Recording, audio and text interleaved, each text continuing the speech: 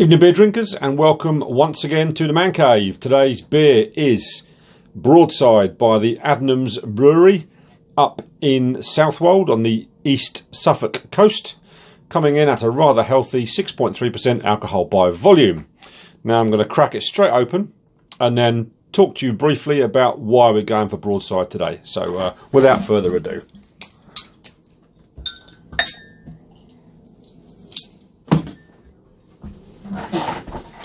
Now it's traditional English bitter, so we're going for a rather traditional English pint pot.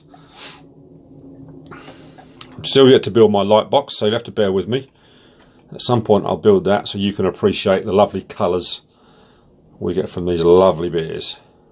So, look at that, beautiful, beautiful. So, a lovely, look. Yeah, I'm holding it too high. There you go. Lovely dark, slightly ruby coloured, best bitter. One finger, off-white head, slightly creamy. Good levels of carbonation. Oh, a lovely fruity malty smell. Lovely aroma. Now, before we dive in, the reason I'm doing Broadside tonight. So, one of my regular viewers, Evening Stevie, asked the question, what, if any, beer would I rate above a 4? Because most of the reviews I do, I give 3.5, 3.75. I think I've done one 4, or no, so I think I've done a 5. I'm sure the Brazilian I gave 5, one of my favourite beers. Anyway, I tried to answer the question briefly in the comments for Stevie, but it's quite, I suppose, not a complicated subject, just a slightly complicated answer, because you could liken beer to food.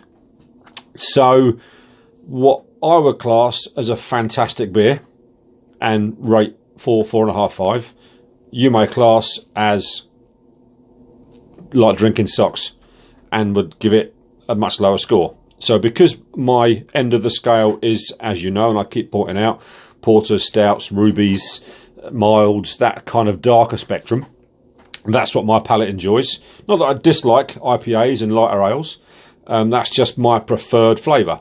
So point in case is Broadside, one of my very favourite beers, and when I go to my local, if they've ever got Broadside on, I'll have a pint of Broadside. Most times I'll try something different every pub I go to, but if ever Broadside is on tap, I will go for a Broadside.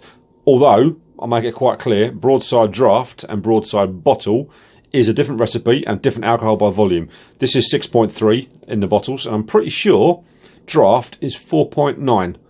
If I'm wrong, please correct me, but I'm pretty sure it's 4.9. Still a very nice tasting beer, just not quite, obviously not quite the same alcohol and not quite the same flavour. However, I do make a beeline for it and will seek it out time and time again because it's that good a beer. Now, if you look on Untappd, or other reviews maybe,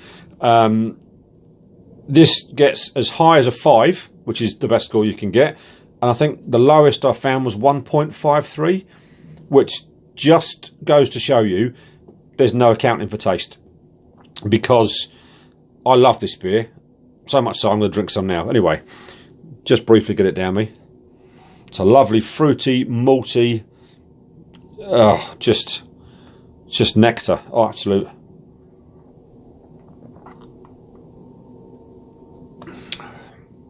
That is just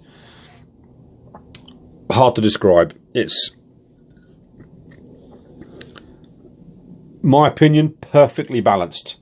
It has not very bitter at all, quite malty but not overly malty, nice fruity in the back aftertaste, but it's not tangy, it's not sharp, it's just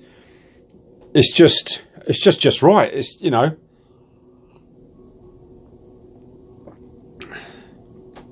it's, to my palate, a perfect beer. However, to other people's palate, not a perfect beer, not good at all. So my point is, Stevie,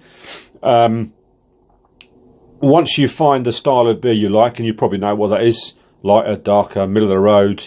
My best friend Mark, he likes the lighter summer ales, the IPAs, the floral beers that have got elderflower and those kind of things, which I like, I'll drink, but I still prefer these types of beers. So for me, this is one of those beers that I give above a 4. I'd go, maybe not my perfect pint, I would go as high as 4.5 to 4.75. So that is the kind of beer that I would give above a 4, Stevie. So if you can find a pint of Broadside, you're from Lincoln, I think you told me. It's a fairly standard beer where I am, because we're just on the Suffolk border. I'm hoping you can get it where you are. If not, let me know. But if you can find some Broadside in bottles, get hold of some, get it down you, and you'll have some appreciation of what I class as a above 4 beer. I think the average on tap was 3.54, which again I think is quite harsh because it's just a really good pint. It's just a bit like the was it Funnel Blower? Tunnel Vision that I had the other day. Not in the same class as this because it's not as strong. So you haven't got the quite alcohol flavour to it, but a perfectly balanced beer. Just hoppy enough, just malty enough. I tasted a tiny bit of fruit in that beer, which is maybe why I like this. This is very fruity indeed.